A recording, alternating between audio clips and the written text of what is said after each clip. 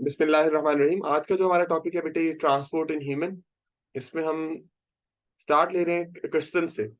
जैसे कि cardiovascular system से ये था कि which one is not related to human cardiovascular system. तो ब्लड, हार्ट या ब्लड वेसल्स, ये तो कार्डियोवेस्कुलर सिस्टम के पार्ट होते हैं, लेकिन लैक्टियल आप पढ़ेंगे इसी पोर्शन में कि वो लिम्फेटिक सिस्टम अलग से मौजूद होता है, वो लिम्फेटिक सिस्टम का हिस्सा है।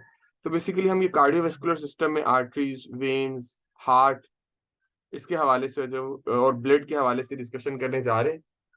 जैसे ट्रांसपोर्ट सिस्टम अगर देखा जाए ह्यूमन के अंदर, तो ह्यूमन में ट्रांसपोर्ट सिस्टम में बेसिक थ्री कंपोनेंट्स हैं जो हम डिस्कस करेंगे यहाँ पे। Number one, circulating body fluid जो कि ब्लड है। पंपिंग ऑर्गन जिसे हम कहेंगे हार्ट। और ब्लड वेसल्स, तीन तरह की, आर्टरीज, कैपिलरीज और वेन्स। ये ह्यूमन सर्कुलेशन में से इंपॉर्टेंट पार्ट है। अक्सर इसके जो है वो क्वेश्चन भी बनते हैं।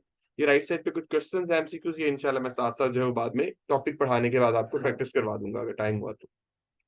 सबसे पहले हम बात करने जा रहे हैं ब्लड के हवाले से। दो, सर्कुलेटरी सिस्टम का जो पहला पार्ट है, ये ह्यूमन ब्लड में आपको पता है कि अगर देखा जाए तो किसी भी ह्यूमन में बॉडी का जो 1/12 पार्ट है ना, वो वेट का, वो बेटे ब्लड होता है। That is 1/12 of your body weight is your blood. For example, अगर आपका बॉडी वेट 50 kg है तो 50 या 60 kg है तो divided by 12, 60 divided by 12, almost 5 litre blood जो है वो बॉडी में मौजूद होगा। तो ओवरऑल ब्लड के अगर कंपोनेंट्स देखे जाए, सेंट्रीफ्यूगेशन के बाद ब्लड को अगर सेपरेट करके देखा जाए तो 55% अपर पार्ट प्लाज्मा होता है, जबकि 45% लोअर पार्ट जो ब्लड में होगा वो ब्लड सेल्स होंगे। प्लाज्मा की पहले डिस्कशन की गई है आपकी बुक में कि इसमें डिजॉल्व सब्सटेंसेस है जस्ट 10%, जबकि 90% इसमें है वाटर।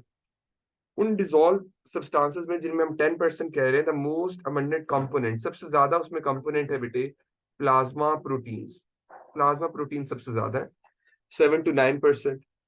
ये percentage of protein in human blood, ये क्वेश्चन भी था, फैक्ट्स जो पूछा गया है ये एंटी टेस्ट के क्वेश्चंस के हवाले से, 7 to 9%। प्लाज्मा प्रोटीन्स कौन कौन सी हैं? एल्ब्यूमिन है आपकी बुक में लिखी, ग्लोबुलिन है, और इसके अलावा फाइब्रोनेजिन। 75% आपकी बुक में जो है वो लिखा हुआ है कि एल्ब्यूमिन है, 25% ऑलमोस्ट ग्लोबुलिन, और लेस देन 1% जो है वो प्लाज्मा कंपोजिशन में फिब्रिनोजिन जो है मौजूद होगी, जो ब्लड क्लॉटिंग में फर्दर रोल प्ले करती है। जबकि एल्ब्यूमिन और ग्लोबुलिन ये क्या कर रही होती हैं? एल्ब्यूमिन और globulin basically normal osmotic pressure maintain करती हैं। जी हमारे बेटा पूछिए। सर, हीमोग्लोबिन 20% में आती। बेसिकली हीमोग्लोबिन ना, यहाँ पे आप पढ़ोगे, ये वो प्लाज्मा की प्रोटीन नहीं है, that is a component of red blood cell. वो रेड ब्लड सेल में पाई जाती है, उसको प्लाज्मा में हम डिस्कस नहीं करेंगे। और नेक्स्ट जो आपके पास पार्ट है कि हार्मोन्स, जितने भी हार्मोन्स है सारे के सारे हार्मोन्स ब्लड के थ्रू ट्रांसपोर्ट हो रहे होते हैं, प्लाज्मा में मौजूद होंगे। Nitrogenous waste, ammonia, urea, uric acid, फिर गैसेस, ऑक्सीजन और कार्बन डाइऑक्साइड गैस, जैसे कि चैप्टर 13 में भी आपने पढ़ा, वो भी ब्लड प्लाज्मा में मौजूद होती है। आपको याद होगा कि आपने पढ़ा था 97% ऑक्सीजन रेड ब्लड सेल के थ्रू ट्रांसपोर्ट हो रही होती है, 3% जो है वो प्लाज्मा में। इसी तरह कार्बन डाइऑक्साइड गैस की एक अच्छी खासी अमाउंट बाइकार्बोनेट आयन की फॉर्म में, ऑलमोस्ट 70%, वो ब्लड प्लाज्मा के थ्रू जो है वो ट्रांसपोर्ट हो रही होती है।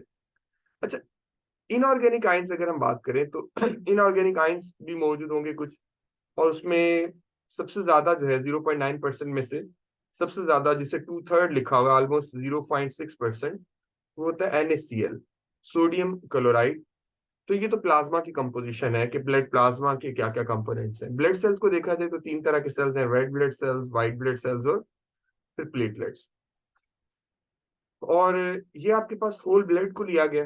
कंप्लीट ब्लड की जब सेंट्रीफिकेशन की जाती है तो बेटा उसमें से 45% टोटल ब्लड में एरिथ्रोसाइट्स या रेड ब्लड सेल्स जो है उनको काउंट किया जाता है, जबकि 55% प्लाज्मा है जो अपर पोर्शन में मौजूद होगा, और एक बफी सा कोट, एक फॉर्म्ड एलिमेंट से कुछ मौजूद होते हैं, फिलामेंट्स टाइप। 1% या less than 1% of total blood, leukocytes, platelets वगैरह, और कुछ फॉर्म्ड एलिमेंट्स वो सेंटर में लेयर बनाएंगे। फिर अगर हम प्लाज्मा और सीरम की बात करें कि ब्लड प्लाज्मा, तो आप समझ गए हैं कि अगर ब्लड में से सेल्स को सेपरेट कर दिया जाए तो बाकी जो पार्ट बचता है that is called plasma. Whole blood minus blood cells is equal to plasma, और प्लाज्मा में से भी अगर क्लॉटिंग फैक्टर्स निकाल दें आप, ब्लड क्लॉटिंग फैक्टर्स, तो बाकी जो पोर्शन बचेगा वो कहलाएगा सीरम। जैसे ये ब्लड क्लॉट शो किया हुआ और ये सीरम अपर पोर्शन में शो किया है। ये प्लाज्मा के पार्ट है आगे नेक्स्ट दिखाए हुए। ये प्लाज्मा के दो हिस्से होते हैं, एक जो है वो अगर क्लॉटिंग फैक्टर्स को आप सेपरेट कर देंगे तो बाकी पोर्शन कहलाएगा इसमें से सीरम। ये आपकी टेक्स्ट बुक से एक पिक्चर ली गई है जिसमें रेड ब्लड सेल्स और बाकी सेल्स की फॉर्मेशन को शो किया गया है फ्रॉम स्टेम सेल, हीमोपायोटिक यानी ब्लड फॉर्मिंग स्टेम सेल। इससे red blood cell stem cell पहले बनेंगे एरिथ्रोब्लास्ट, जो मेच्योर रेड ब्लड सेल या एरिथ्रोसाइट्स में चेंज होते हैं एक प्रोसीजर के थ्रू। तो बेटे डिफरेंशिएशन है ये सारा प्रोसेस जो बोन मैरो से शुरू हो रहा होता है और बेसिकली ब्लड में या लिम्फेटिक सिस्टम में जाके कंप्लीट होता है। हिमोपैथिक स्टेम सेल्स में lymphoid stem cells bone marrow के जो है वो बी लिम्फोसाइट भी बना सकते हैं, या आप पढ़ोगे आगे अभी ब्लड सेल्स के फंक्शंस में, जो बाद में प्लाज्मा क्लोन सेल बनाते हैं जो एंटीबॉडीज सिक्रीट करेगा बॉडी के अंदर। और कुछ सेल्स ऐसे होते हैं जो lymphoid stem cells, thymus gland होता है हमारी चेस्ट कैविटी में, वहां जाके मेच्योर होंगे और T lymphocyte, white blood cell की ये भी एक टाइप है, वो बनाएंगे। इसके अलावा बेटे अगर हम बात करें तो ये जो मोनोसाइट्स हैं, another type of white blood cells, monocyte, ये बन रहे होंगे हमारे पास एक और स्टेम सेल से हीमोपैथिक स्टेम सेल्स की डिफरेंशिएशन के दौरान, और ये चेंज होते हैं मैक्रोफेज में, जो फैगोसाइटोसिस के फंक्शन परफॉर्म करेगा। कुछ दूसरे फैगोसाइट्स हैं, न्यूट्रोफिल्स हैं या दूसरे blood cells, white blood cells, वो भी इसी स्टेम सेल से डेवलप हो रहे होते हैं। तो नेक्स्ट हमारे पास जो पार्ट है, ये तीनों टाइप्स के ब्लड सेल्स, इनके दरमियान डिफरेंस है।